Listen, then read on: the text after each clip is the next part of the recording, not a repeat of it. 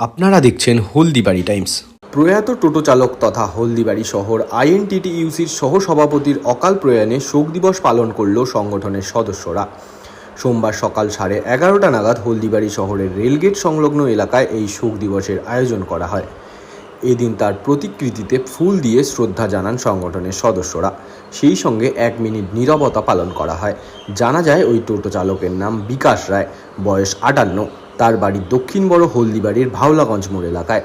শুক্রবার বিকেল নাগাদ তার বাড়ির ঘরের সিলিং ফ্যান ঠিক করতে গিয়ে বিদ্যুতের তারে হাত জড়িয়ে গিয়ে বিদ্যুৎ স্পষ্ট হয়ে তার মৃত্যু হয়।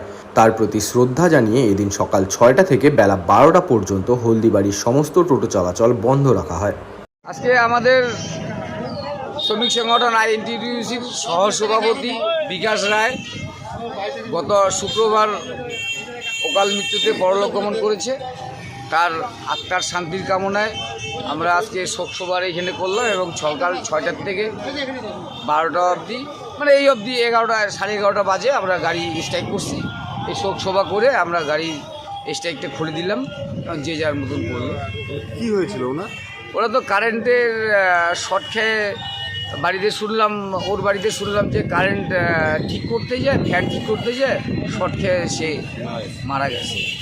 হসপিটালে ডাক্তার বলছে মারা গেছে। আপনার নাম আর বলছে? আমার নাম ইয়াসিন সরকার, শ্রমিক সংগঠন আইএনটিটিইউসির সভাপতি হলদিবাড়ি।